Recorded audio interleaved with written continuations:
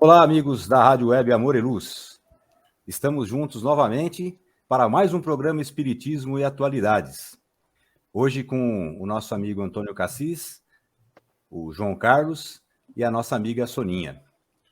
O nosso tema de hoje será um pouco mais sobre Kardec. No dia 30 de outubro nós fizemos um programa e hoje nós vamos dar continuidade, que é um assunto bastante extenso e interessante. E eu peço, para a gente começar bem o programa, para a nossa amiga Soninha. Por gentileza, Soninha, você pode fazer a prece inicial para a gente? Claro. Então, vamos amenizar nossos corações, elevar o nosso pensamento ao Mestre Jesus, aos irmãos da espiritualidade maior e agradecer por mais esse dia, agradecer a Deus pela nossa saúde, pela essa oportunidade de estarmos aqui fazendo esse programa. Vamos pedir a Deus que nos proteja, nos ampare em todos os momentos de nossas vidas. Que possamos nos tornar pessoas cada vez melhores todos os dias, exercendo o amor e a caridade a nós e a todos que nos cercam. Pedimos também que o Senhor nos intua e nos fortaleça em todos os dias. Que assim seja, graças a Deus. Que assim seja. Bom, primeiramente, agradecer a Soninha por essa prece e também agradecer a parceria da TV Espaço Espírita, através da pessoa do nosso amigo Dorival Estrello e do Grupo Espírita Samaritano, na pessoa do Alain. Obrigado pela parceria, pela ajuda, por ajudarem na nossa missão aqui de divulgação da doutrina espírita. E só para a gente recordar um pouquinho do que a gente viu no programa passado, tem uma pergunta aqui do João Luiz que eu vou aproveitar para fazer essa breve introdução. O João Luiz ele pergunta como foi criado o Espiritismo. Então, a gente recordando que nos idos de 1854, 55, o nosso amigo Allan Kardec, que até então usava o nome de Rivail, que era o nome de nascença dele, depois ele mudou esse nome para Allan Kardec por conta de uma comunicação que ele recebeu de um espírito amigo, que falou que ele tinha sido, em encarnações passadas, ele tinha sido um druida, e que tinha usado esse nome, então ele resolveu utilizar esse codinome, esse pseudônimo de Allan Kardec, para separar a obra do professor Rivail da obra que estava sendo construída a partir daquele momento, que devido a algumas pessoas amigas do professor Rivail, ele teve a notícia de mesas girantes, de outros fenômenos, que chamavam muita atenção, e ele, como era uma pessoa que gostava muito de estudar, ele gostava de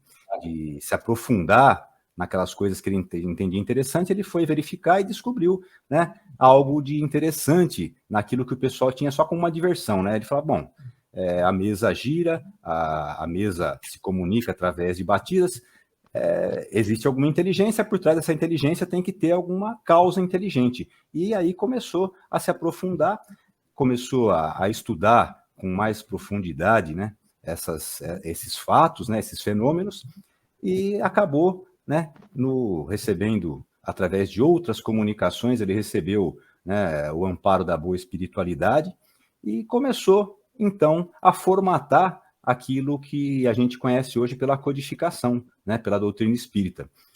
E ao longo do programa aí a gente vai discorrer um pouco mais a respeito da vida e da obra de Allan Kardec.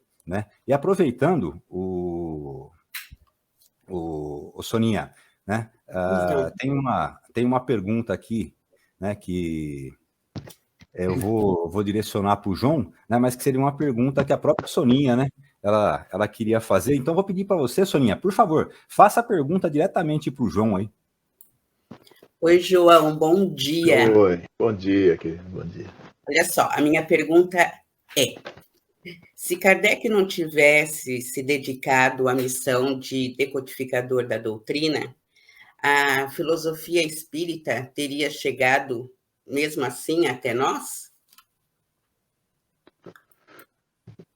Bem, Sônia, na verdade, isso aí, quando foi determinado, não é a determinação de Kardec, é a determinação de um plano superior, né? Uhum. Então, eu acredito, sem dúvida alguma, se o Kardec não tivesse conseguido fazer essa codificação, certamente essa missão seria para outra pessoa até que conseguisse ser feita. Agora, o Kardec, felizmente, conseguiu fazer, em função da sua própria formação. Ele era, na verdade, ele era um estudioso. Muitas vezes as pessoas perguntam para mim que ele era espírita. Eu falei, não, muito pelo contrário, né? A princípio, ele era um cientista e que, na verdade, por sua curiosidade, por ele ver tantos fenômenos diferentes, ele quis se aprofundar no assunto. Então, a partir do momento que ele se aprofundou e ele se convenceu de que realmente uma mesa não podia girar, se comunicar sem que tivesse uma inteligência, a partir deste momento, ele conseguiu estudar e se aprofundar no assunto. E, felizmente, fez essa codificação, conseguiu codificar o espiritismo, que é, ao contrário do que falam, não é o kardecismo, é o espiritismo. O Kardec, ele codificou sempre baseado nas respostas dos espíritos. Né? Então, foi um trabalho muito sério, um trabalho onde se usou totalmente a parte científica e onde se chegou nessa obra maravilhosa. Ô, João, você citou um negócio bastante interessante aí, que é a parte científica da coisa, né? Que o Espiritismo, como você disse, né, não é uma doutrina que foi criada pelos homens, ela foi criada, vamos dizer assim, ela foi codificada, né? Kardec serviu de instrumento à espiritualidade para que os ensinamentos dos espíritos superiores fossem organizados de um jeito que ficasse fácil para todos nós entendermos, né? A gente sabe, né, que a cada época a humanidade está num degrau diferente de evolução, né? E Kardec foi escolhido para ser esse codificador, justamente por aquilo que você falou, que era, né, o conhecimento que ele tinha, né, a capacidade dele, né? Kardec ele era pedagogo, ele também obteve, né, graduação em medicina, e ele era uma pessoa que tinha um domínio assim vamos dizer assim, do conhecimento da época bastante grande, né? E aí você falou da ciência, né? E uma coisa que é interessante, que eu acho que para a gente poder também acrescentar alguma coisa, né? Que quando você falou da ciência, né? Daquela parte, né? Kardec era uma pessoa que tinha, por norma, né, sempre submeter tudo aquilo que ele recebia de informação ao crivo da razão, né? Da razão e da lógica. Então, primeiro eu tenho que ver se a informação tem lógica, se ela tem sustentação, né? Se ela se sustenta, se os argumentos que dão sustentação são sólidos, para eu abraçar essa ideia, né? Que é aquela ideia de que, olha, se eu entender como funciona, né, fica muito mais, a minha crença, né, a minha fé naquela coisa fica muito mais firme, muito mais sólida, né?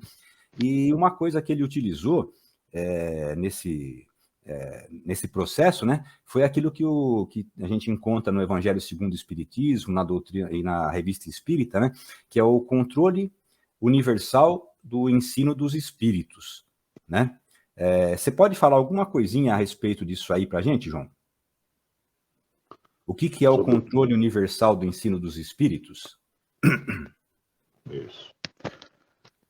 Bem, o controle universal do ensino dos espíritos vem justamente de uma superioridade desses espíritos, os espíritos de maior luz, e que determinam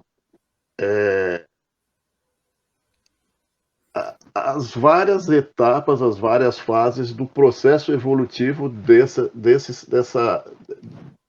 doutrina. Ou seja, essa determinação, eles já têm aquilo que eles traçam um determinado caminho e automaticamente eles vão procurando buscar a maior adequação daqueles que vão conseguir colocar isso em prática.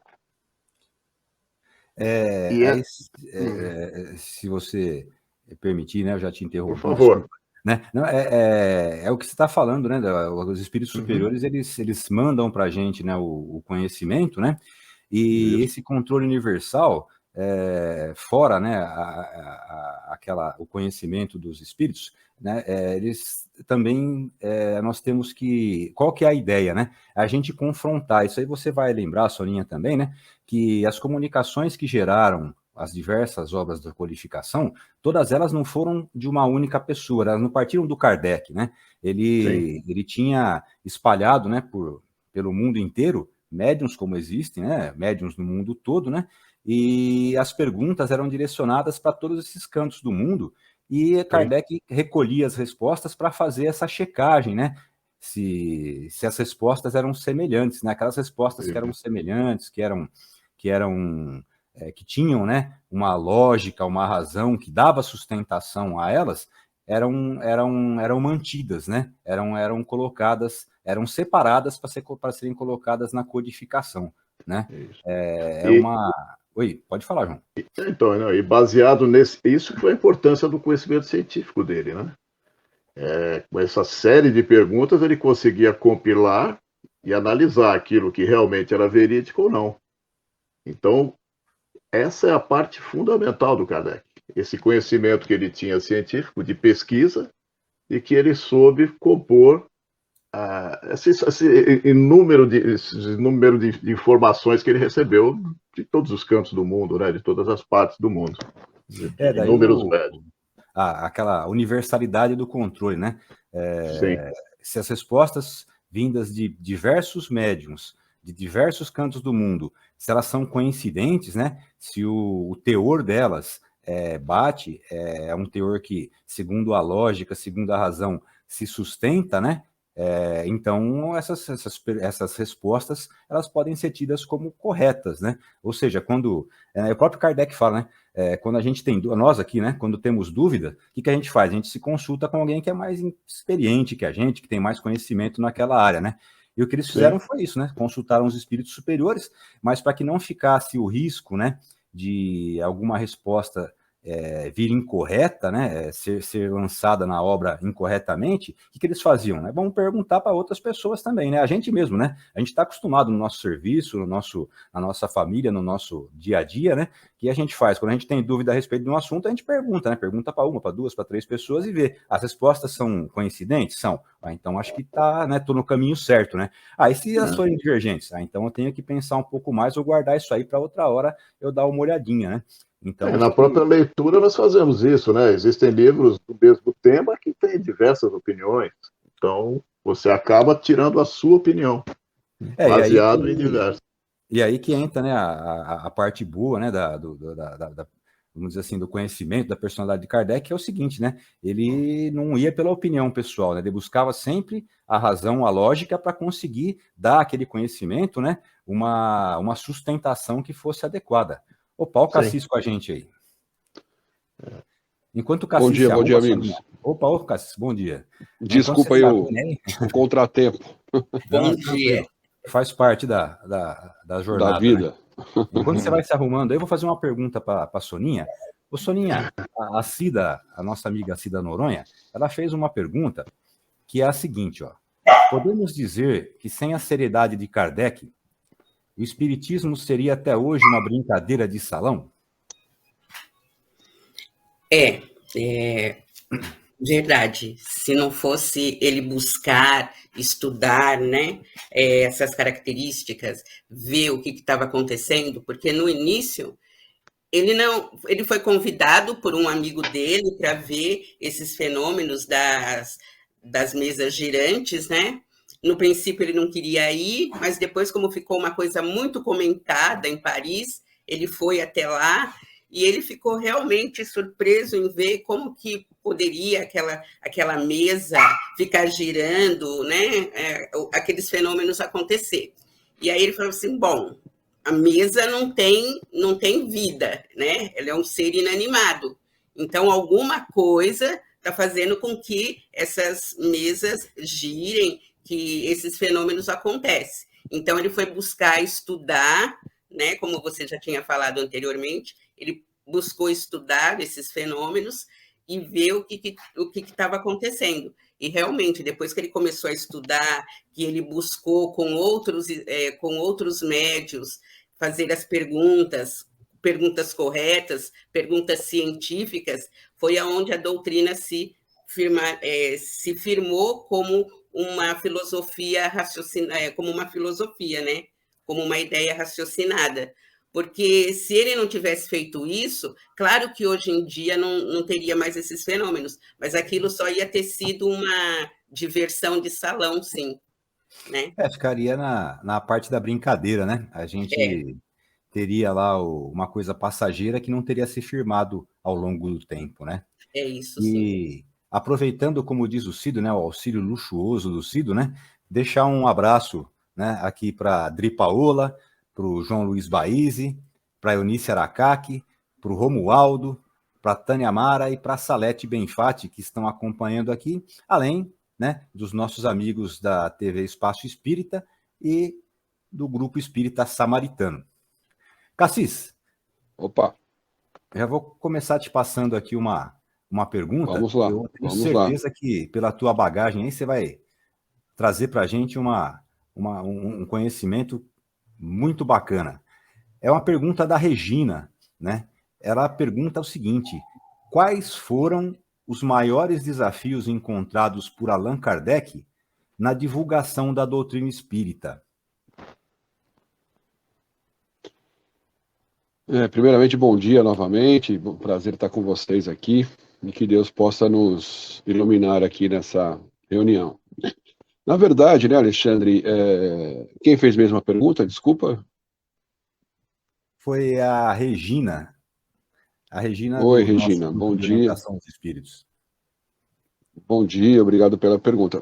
Kardec, primeiro ele enfrentou os problemas com ele mesmo, né, pela questão de ele aceitar ou não aquela missão, né, ou de entender. Tanto que no começo ele teve muitas dúvidas, né, até o momento em que, através de uma psicografia, foi dito a ele que ele seria o responsável por isso, né. Mas era um momento em que a igreja estava muito forte, né, naquela época. A gente está falando aí de 1850, 1854. E a França, apesar de ser um centro muito evoluído, a igreja dominava muito. Então, houveram várias situações de a igreja ser contra, de questioná-lo várias vezes.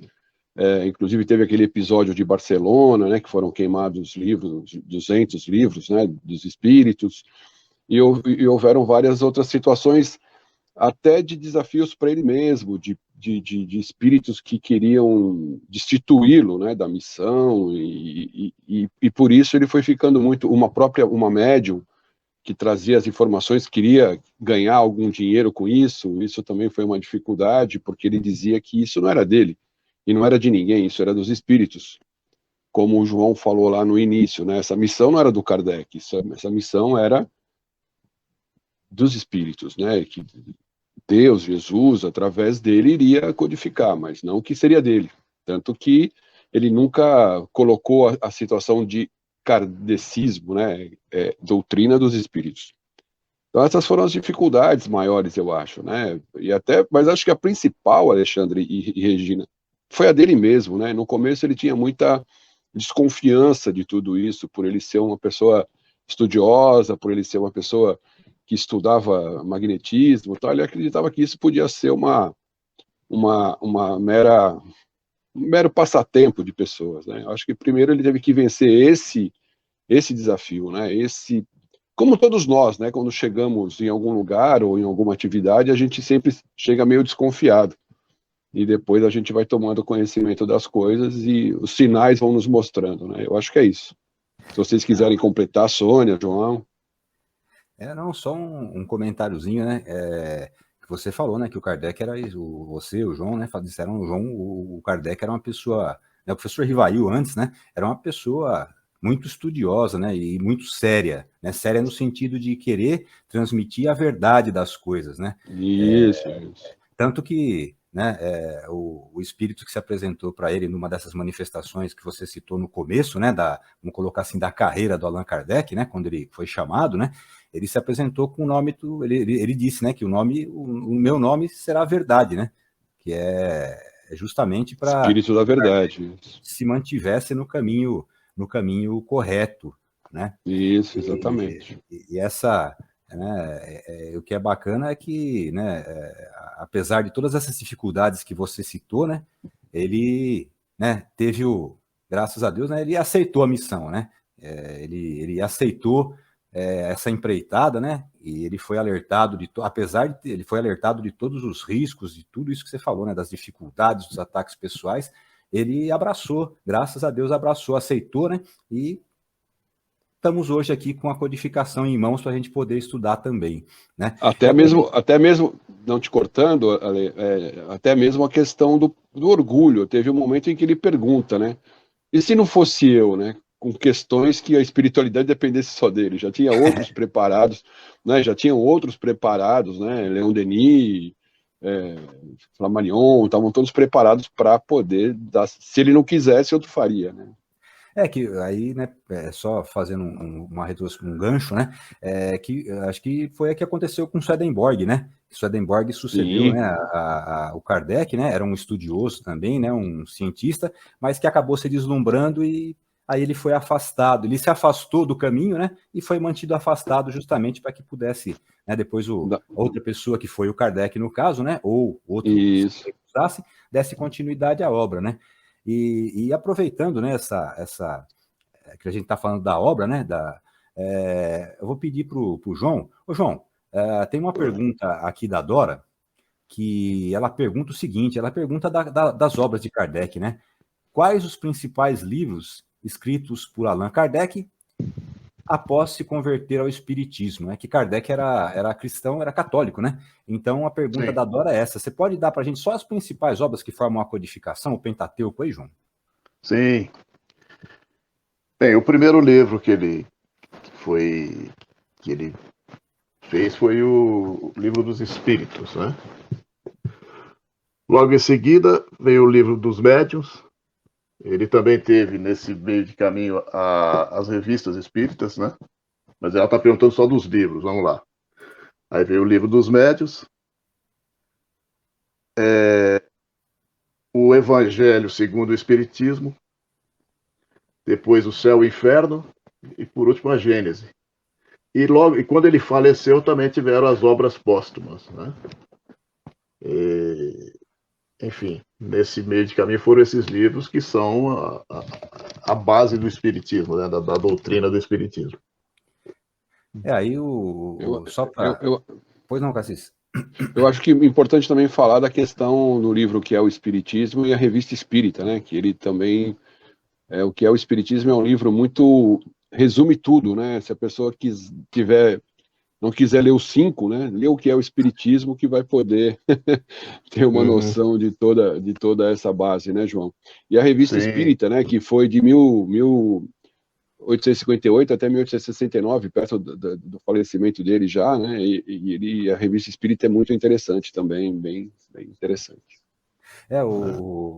Assim, né? Só aproveitando aqui o Cassis falou, né? Leiam, né, o que é o Espiritismo, né? Mas leiam também todos os outros, né? Sim, claro. O Espiritismo, né? Como o Cassis disse, né, é um resumo da obra, né? É aquela historinha da gente pegar lá o filme e ler só a sinopse, né? Não, a gente quer que vocês leiam o que é o Espiritismo, porque a gente tem certeza que pela sinopse vocês vão sentir vai aguçar a vontade. Exatamente. Nós começamos, acho que todos nós somos do tempo do Caminho Suave, né? Todos nós começamos com a cartilha Caminho Suave. Então, a gente aguçou para querer saber mais coisas, né? Então, e assim, né? E uma coisa que o próprio Kardec falava, né, pela sua formação em pedagogia, né, que para que a gente possa incentivar, né, o aprendizado, né, a pessoa a aprender, é começar do mais simples para o mais complexo, né? Então, pega uma obra que é como essa, que é o Espiritismo, né, que é um resumo que vem em termos, vamos dizer assim, muito mais acessíveis para quem quer ter interesse em saber o que é a doutrina espírita, e depois pegar a codificação como um todo, que aí os termos vão ficando um pouco mais complexos, mais explicativos, né? E muitas vezes precisa de aprofundar um pouquinho e usar termos que são, entre aspas, técnicos, né? Para descrever os fenômenos e todo tipo, toda sorte, né? de fatos que envolvem, né? o espiritismo, né? Quando a gente começa a estudar André Luiz, é no nosso lar, depois vem Evolução em Dois Mundos, né? Vai vir outras coisas que vai ficando mais complicado, né? Vai ficando mais complicado não, mas você vai ter que ter o entendimento de começar. As pessoas não adianta querer começar a estudar André Luiz pelo céu, entre o céu e a terra, né? Essas outras coisas. Exato. É aquilo que você falou, né? Começa pelo Caminho Suave, né? Que tem lá o Hada Abelha, né? O Beijo da Barriga. E aí, a hora que você entendeu, né? Que você entender ali a construção básica, você vai juntando as construções, as vai palavras, deixando complexo, né? Porque senão você desanima, né? Fica resumo, fininho. Muito pesado, porque o espiritismo é fininho, né? Bem pequeno, né? Em resumo, primeiro aprende a ler, né? Depois vai filosofar, né? Vai formando as palavras, vai formando as frases. Exatamente. Né? E até aproveitando aqui, né? Obrigado, Cido, né? O Cido lembrando aqui, aqueles amigos que tiverem alguma pergunta, que tiverem alguma curiosidade, por favor, encaminhem pelos comentários do Facebook, né? As perguntas, os comentários que a gente vai podendo passar aqui ao vivo para os outros amigos que estão acompanhando. E eu vou aproveitar aqui essa questão das obras, né? E eu vou perguntar aqui para o João. Ô, João, tem uma pergunta aqui do teu xará, do João Luiz Baízi, né? Ele pergunta o seguinte, ó. Qual é o livro que trata dos princípios da doutrina espírita? Qual que é o livro, né, que traz para a gente os princípios da doutrina? Né? Aquele que deu início, né? Os princípios são aquele do começo, né? Sim. Então, qual seria esse livro, João? Bom, a primeira base foi o Livro dos Espíritos, né? Lá você tem os fundamentos da doutrina. Onde ele compilou diversas informações de diversos espíritos. Esse foi o início dos estudos. Tá? E esse livro, a princípio, esse livro que foi um dia determinado pelo bispo de Barcelona, que foram queimados. Isso uns 2 anos após, uma coisa assim, não sei exatamente os anos. E a partir do momento que esses livros foram queimados, surgiu um efeito contrário. Ao invés de punir ou de castigar, muito pelo contrário, fez com que as pessoas tivessem a curiosidade de entender o que estava escrito ali e por que tinham sido queimados. Então, acabou expandindo mais ainda as ideias do espiritismo. Né? Então, esse foi o livro deles. Ô, João, se você permitir, você falou do Auto de Fé de Barcelona, que o Cassis também citou, né? Aí, né, nas anotações aqui, eu consegui encontrar, né, que o Auto de Fé de Barcelona, ele foi um ato promovido pela Igreja Católica, pelo Bispo de Barcelona, né, na época, foi em 9 de outubro de 1861, né, quando foram queimados, né, aqueles livros que tinham sido importados para a Espanha por um livreiro francês que gostou da obra de Kardec e queria fazer a divulgação, né? E importou os livros, né? O bispo ficou sabendo, a Igreja Católica ficou sabendo e achou por bem que aquilo lá, né? Inscreveu aquele livro no índex da Igreja Católica, que inclusive já foi revogado, né? Acho que em 1961, né? O Papa, não sei se foi o Pio X que baniu, né? O índex, né?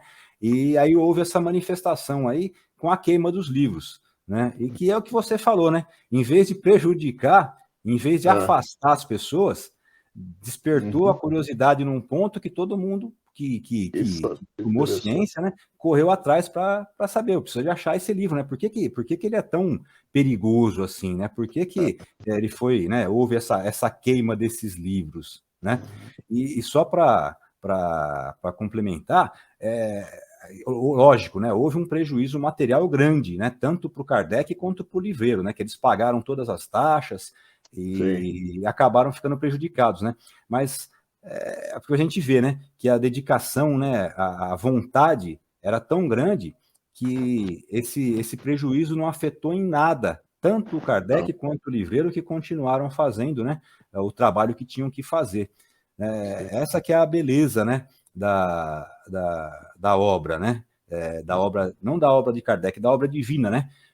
Coisa, né? Algumas coisas acontecem fora do que a gente gostaria, né? São desagradáveis, mas em vez de nos abaterem, elas nos trazem mais força ainda, e foi o que aconteceu, né? Kardec se inspirou, né, a continuar ainda com mais vontade a sua obra, né? E você falou da data de 61, desde os primórdios. Foi 4 anos. Foi 4 anos depois do lançamento do Livro dos Espíritos. Né? É que houve essa quebra. Era um pouco mais lento, né? Não é que nem hoje, que é tudo online, né? Hoje é um pouquinho mais rápido, né? Ô, Cassis, se você ia falar, acabamos te cortando. A humanidade sempre gostou do que é proibido, né? Se a gente pegar a Sara, né? Que Deus falou para Sara, não olha para trás, ela olhou, se transformou em pedra, né? Moisés falou, vocês não fazem nada enquanto eu subir no monte. Vocês não fazem nada enquanto eu subir no monte. O pessoal fez o ouro, fez tudo lá. E assim foi a humanidade, né? Então, quando queimaram os livros, o nego falou, pô, acho que vai ser bom isso aí, vamos ver, porque tá mandando queimar, deve ser interessante, vamos ler, né? A humanidade sempre gosta do que é mais difícil, né? Na verdade, é isso. É o fruto proibido, Cassis, né? A maçã. Pois começou lá, né? Começou lá. São coisas que nós ainda, né, no nosso nível de desenvolvimento, ainda estamos sujeitos, né? Quem sabe, né? Tem certeza, né? Não é que quem sabe. A gente tem certeza que um dia a gente vai passar dessa etapa, né? E vai começar, né, a ter uma visão bastante diferente, né? Não vai ser proibido, sim, né? Vai com ser certeza. Questão da curiosidade boa, né? Não é da curiosidade, aquela curiosidade maléfica, né? Eu quero saber para ter poder, não. Eu quero saber para ter conhecimento. Saber, para ter conhecimento. A humanidade, né? Quem já não brincou de copo, né? Quem já não brincou com os copos na infância, né? A Sônia brincou com os copos. Sim. Me arrependi muito. Melhor não. Ainda bem que era o copo, não era a mesa, né, Sônia? Cassis, eu vou aproveitar aqui, essa que a gente já está falando das obras, né, dos princípios da doutrina espírita. Você pode dar para a gente uma palhinha aqui? A Dora faz uma pergunta. Ela pergunta quais são os princípios das obras de Kardec, né? Quais os princípios básicos que a codificação visa abordar para a gente. Você tem essa... Dá para a gente uma palhinha disso? Na realidade, né, a gente já... a própria obra por si só, né? Por que Kardec dividiu essa questão, né, e foi orientado por isso, e ele era muito bom nessa questão de, como já era um escritor muito famoso na França,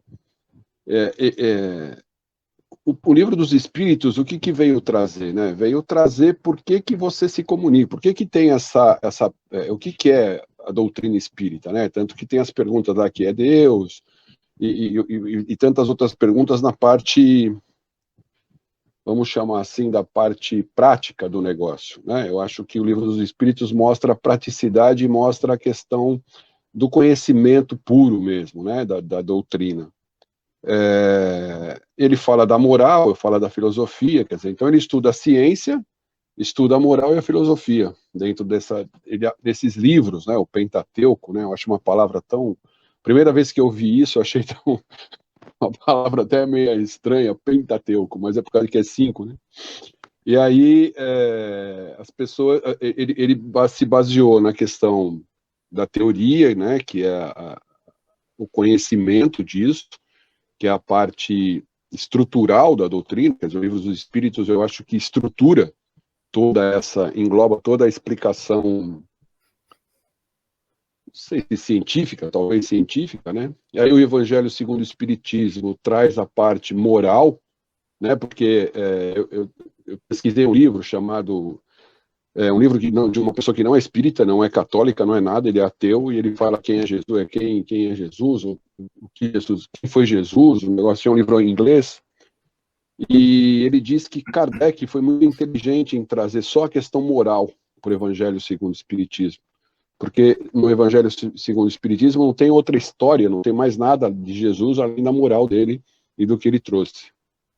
Então eu acho que ele fala da ciência, da filosofia e da moral. Eu acho que esses são os pilares em que a doutrina espírita, o espírito da verdade, se baseou para trazer para Kardec. Né? Para nós, na verdade, né? Kardec só foi um instrumento. só para, se você permitir, né, para tentar Não, eu permiti. Uma complementada na tua explicação, né? A abordagem de Kardec, né, foi assim maravilhosa, né? E por conta aí até aproveitando que tem algumas perguntas que são feitas, né? Não só no programa, mas no dia a dia, né?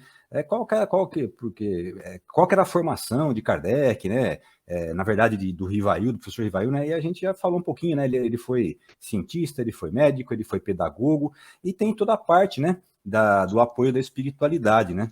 E aí, quando o Cassis agora comentou, né? Ele falou daquele tríplice aspecto da doutrina espírita, né? Que é ciência, filosofia e religião, né? O Kardec, ele conseguiu colocar realmente com muita propriedade, né? Separar, né? Para que a gente pudesse entender, mas aquela separação que nem o João falou no começo, né? Vamos aprender a ler e depois vamos construir as sílabas, as palavras e as frases, né? Então, ele enfoca cada um dos aspectos, né? Eu dizendo assim, todas as obras têm os 3 aspectos, mas ele pega no Livro dos Espíritos, vai na parte científica, que nem falou o Cassis. No Evangelho, mais a parte moral, né? Aí, nas outras obras, ele pega aquela parte que diz respeito às manifestações em si, em como proceder, né? Vamos colocar assim, né? Um roteiro para como abordar, para como proceder, para como se comportar, né? Naquelas que seriam as sessões de trabalho, né? Na elaboração da codificação, né? E uma coisa que é interessante, né? Quando eu perguntei, né? Eu passei para o João aquela pergunta, qual foi, né? A obra, né? Como começou, né? Qual foi a primeira obra de Kardec, né? Ele próprio coloca, né? Na sua no frontispício, né? Nossa, eu estou dando nó na língua aqui, mas na primeira, aquela capa introdutória do livro, né? Do Livro dos Espíritos, né?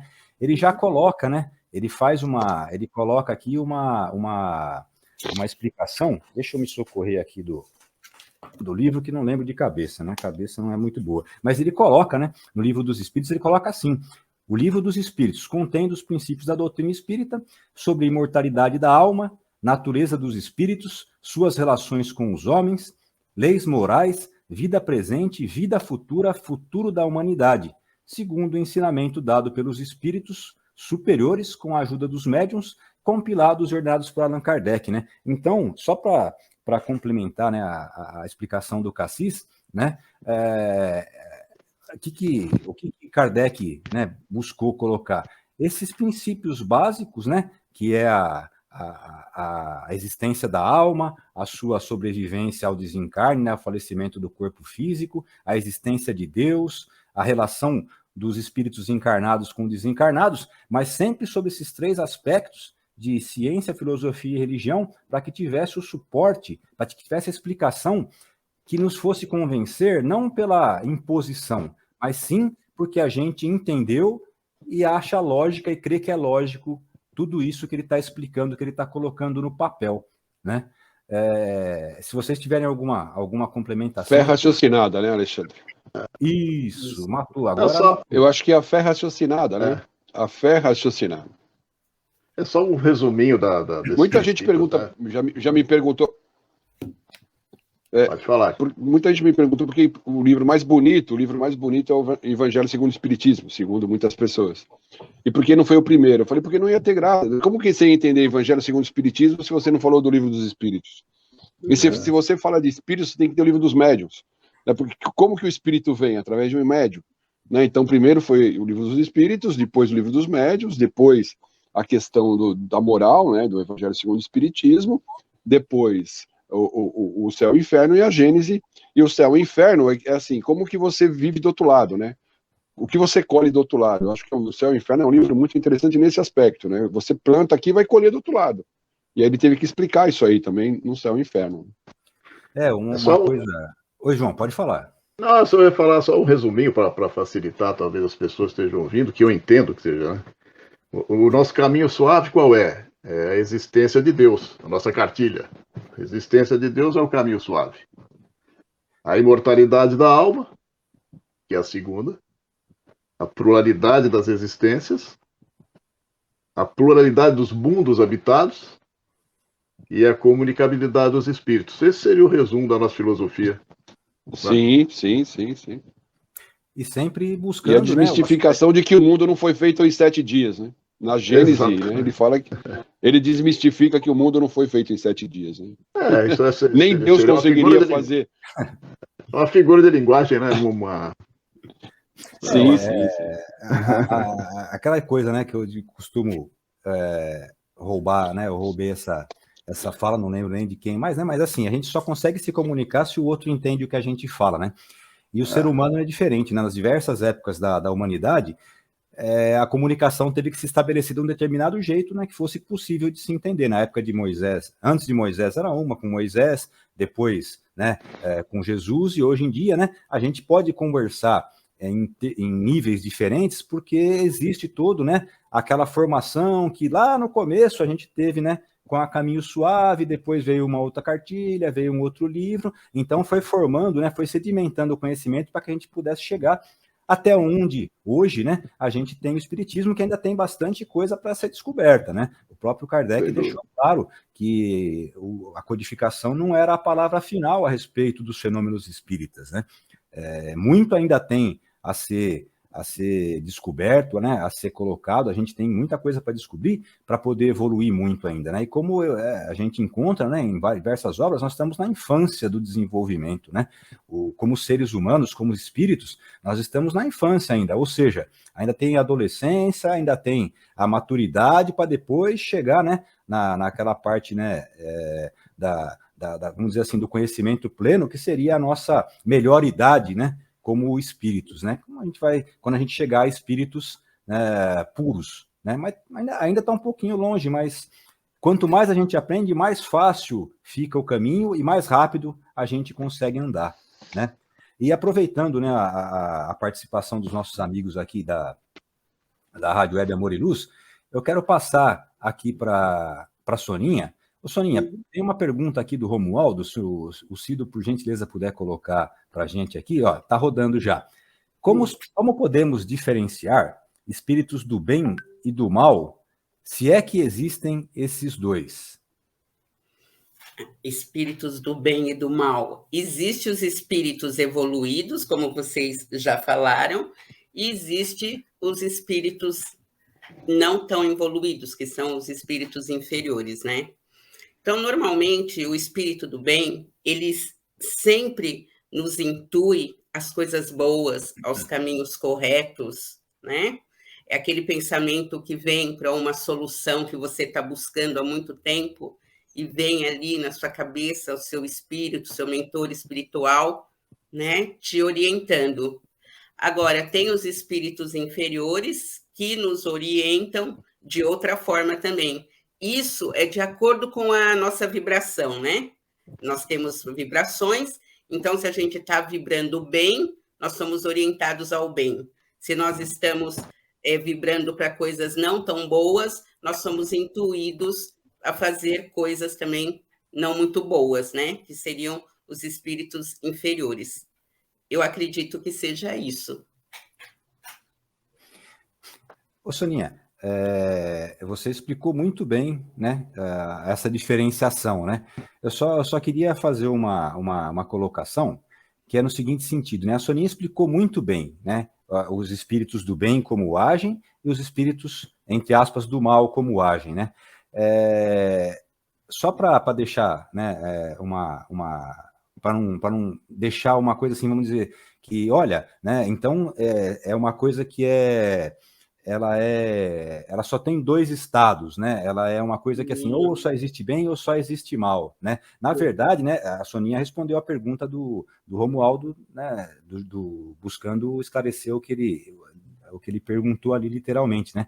Mas só para complementar, dentro da própria codificação, vocês vão encontrar no Livro dos Espíritos, né, de um modo mais específico, que existe uma graduação, né? Na Terra não existe só bem ou só mal, né? Ninguém é só bom ou é só ruim, né? A gente ainda tem muito a desenvolver e nós estamos, vamos dizer assim, imersos nessas duas substâncias, nesses dois mundos. A gente é bom e é mal ao mesmo tempo, né? Alguns momentos a gente é só bom, alguns momentos a gente é só mal, né? Mas de acordo com a nossa evolução moral, com a nossa evolução intelectual, a gente vai conseguindo se depurar e vai conseguindo ficar mais bom e menos mal, né? Então, a gente precisa de lembrar, né, que todos nós ainda estamos nos desenvolvendo e que não existe só o bem ou só o mal na gente, né? A gente está nesse caminho e precisa, quanto mais a gente se aperfeiçoa, quanto mais a gente se melhora, quanto mais a gente se aproxima dos ensinamentos de Jesus, mais a gente está se purificando e ficando bom, né? E o próprio Jesus fala, né? Quando ele é chamado de bom, né? O senhor é bom. Ele fala, não, bom é meu pai, né? Jesus, né, na sua elevação, no seu desenvolvimento, né, ele não aceitava, né, o título de bom. Claro que bom é o pai, né, que tudo dá sem nada pedir em troca, né? Eu somente sou instrumento do meu pai, né? Então, assim, quando a gente pensar em bem e mal, né, a gente tem que relativizar isso aí, porque todos nós temos os dois dentro de nós e em alguns momentos um suplanta, em alguns momentos os outros suplantam, né? A gente fica... Até porque o mal não existe, né? O mal é a criação do homem, né? Então o homem criou o mal, né? Quer dizer, então o mal não existe, né? Deus não criou o mal. Quem criou o mal fomos nós, como seres imperfeitos que somos ainda, né? E absolutamente... tem uma frase de Kardec que ele diz assim, né?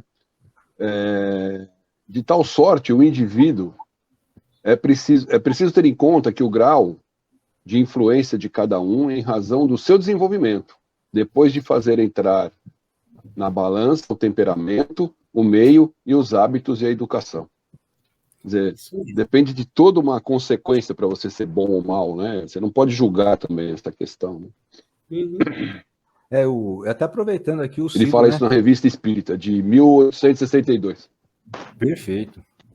É até bom, né? O Cassis aí citou até o ano da revista, né? Quem quiser dar uma olhadinha, né? No site da Federação Espírita Brasileira, né? A gente tem acesso de forma gratuita a esses conteúdos, né? É interessante, é uma coisa muito bacana para a gente dar uma lida, né? E aí vai naquela historinha, né? Que eu falei no começo da sinopse, né? A gente vai pegar um pedacinho do texto e eu acho que dificilmente vai conseguir ler só aquele pedaço, né? Acho que a gente vai sentir vontade de ler o resto da revista, né? Aproveitando aqui esse break aqui, só mandar um abraço para o nosso amigo Fábio Longo, que também está acompanhando, para o nosso amigo Romualdo, que fez a pergunta agora há pouco. E o Cido aqui mandou para a gente uma lembrança muito bacana, que é aquela passagem do jovem rico que chegou a Jesus, né? E perguntou, né? Mestre, o que devo fazer para ser bom, para atingir o reino de Deus, né? E Jesus fala, né? Deixa tudo que você tem de material e me segue. Ou seja, siga os meus ensinamentos, siga a minha filosofia de vida, né? Para que você possa se tornar um homem bom. O Cido está alertando aqui para a gente que estamos com 48 minutos, né? Eu vou passar mais uma perguntinha aqui para o Cassis. O Cassis, por diversas vezes a gente encontra aqui que é atribuído a Kardec o título de Papa dos Espíritas, né? Eu queria que você pudesse fazer para a gente, com base na pergunta do João Luiz e da Cida Noronha, né? Que o Allan Kardec aqui, o João Luiz pergunta se o Allan Kardec é o Papa dos Espíritas, né? E por que razão, a Cida pergunta por que razão ele teria recusado esse título. Se você pode dar uma palhinha para a gente aqui, um resumo sucinto aí dessa colocação de se ele é ou não o Papa dos Espíritas. Com certeza não, né?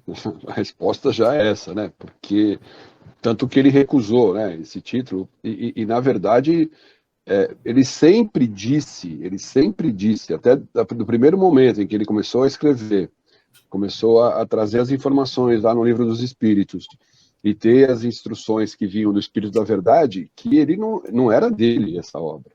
Essa obra era dos Espíritos, tanto que o livro não chama Livro do Kardec, chama Livro dos Espíritos. Quem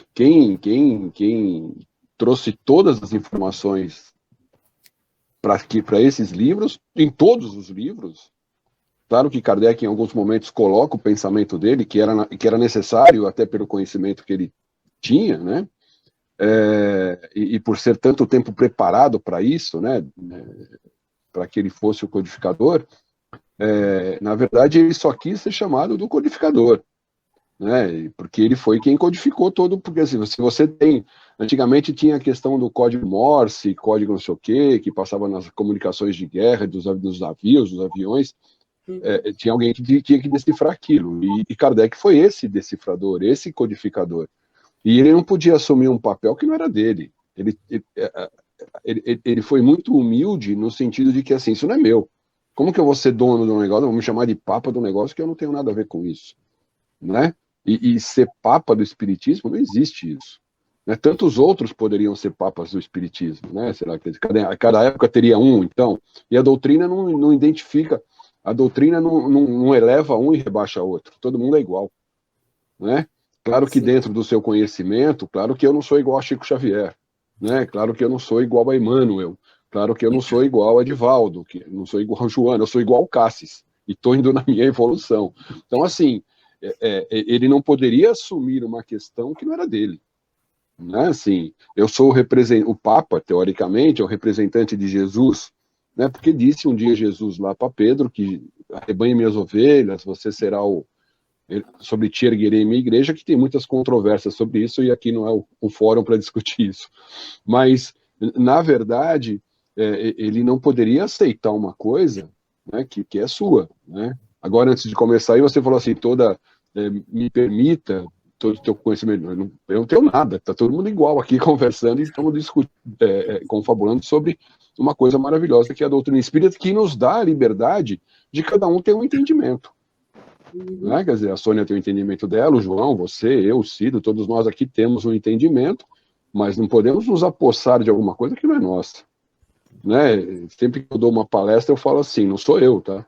Não é, alguns posicionamentos são meus, como o do Kardec nos livros, mas a maioria do posicionamento ali é da doutrina espírita, não é o Cassis que está falando. Né? Como você falou, né, Alexandre, a questão da fé raciocinada. Né? Eu estudei, eu creio, eu aprendi, e eu acho que é isso. Ponto. Né? É aquela coisa, né? É importante ler a codificação, ler a revista espírita, né? Ler os livros, né? Até o Romualdo ele faz uma pergunta aqui. Eu vou pedir para o Cido se ele puder colocar. O Romualdo ele pergunta o seguinte, né? Se os livros mais completos sobre espiritismo, os antigos, ainda estão disponíveis, né? Eu vou me permitir responder rapidamente aqui para o Romualdo. Romualdo, hoje em dia com a internet e nas casas espíritas, nas próprias bibliotecas públicas, a gente acha toda sorte de livros, inclusive os livros espíritas, tá? Eles estão disponíveis, sim, embora muitas vezes não em papel, por conta de serem considerados relíquias, não porque são do espiritismo, mas porque são livros antigos, eles são tidos como antiguidades, eles podem não estar acessível, mas o teor deles está disponível hoje na internet, nas bibliotecas públicas e, assim, bem mais especificamente nas casas espíritas, tá? Você pode procurar em qualquer desses lugares que você vai achar, né? Inclusive lá na nossa biblioteca, eu falo que é nossa porque não é questão de possessividade, mas de compartilhamento, né? Que é ali das casas André Luiz, ali na Rua Doutor Zuquim, que é a que eu tenho conhecimento, que eu tenho acesso. A biblioteca lá é uma biblioteca maravilhosa, né? Se você tiver a oportunidade de conhecê-la, vá lá, né? E que você vai ver que o acervo de livros lá é muito grande e muito bom, né? E, bom, como costumo dizer, né? Passa rápido.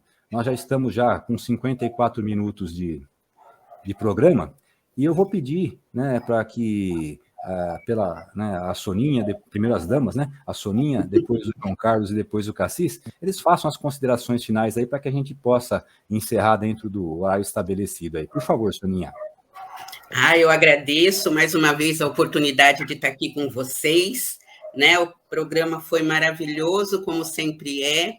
Agradeço a você, Alexandre, ao Cassis, ao João Carlos, por me dar essa oportunidade de estar aqui, e desejo a todos uma semana abençoada, que Deus nos guie, nos proteja durante toda essa semana em nossas vidas. Obrigada. João? Como sempre, um prazer enorme estar aqui, poder aprender, sempre aprendendo, né? E eu acho que sobre Kardec nós vamos precisar fazer aí uns 500 programas e não vai dar tempo, né? Eu acho que maravilhoso, um assunto maravilhoso e eu só tenho a agradecer por poder participar. Obrigado, João. Cassis, por gentileza. Então, o ano passado eu fiz esse programa com a Nancy Cussido, né? E falei assim, poxa, Kardec é tão lindo, e vocês me deram a oportunidade de fazer de novo. Quero agradecer. E rapidinho, queria ler um texto pequeno, acho que dá tempo, da Revista dos Espíritos de janeiro de 1863. Provemo-nos-lhe que, graças aos ensinamentos dos que eles chamam demônios, compreendemos a moral sublime do Evangelho, que se resume no amor de Deus e dos nossos semelhantes, e na caridade universal. Abracemos a humanidade inteira, sem distinção de culto, de raça, de origem, com a mais forte razão, de família, de fortuna, de coração social. Que saibam que nosso Deus, o Deus dos espíritas, não é um Deus tão tirano, cruel e vingativo, que pune um instante de desvario com torturas eternas, mas um Pai bom e misericordioso, que vela por seus filhos extraviados como numa solicitude incessante, procurando atraí-los por uma série de provas destinadas a lavá-los de todas as máculas. Obrigado. Acho que foi muito lindo o programa, agradeço. Espero ter uma próxima oportunidade de estar com vocês. Bom dia aos amigos. Sônia, João, Alê, o Cido que está lá escondido. E que todos possamos ser felizes aí. Uma semana cheia de paz e luz. Obrigado.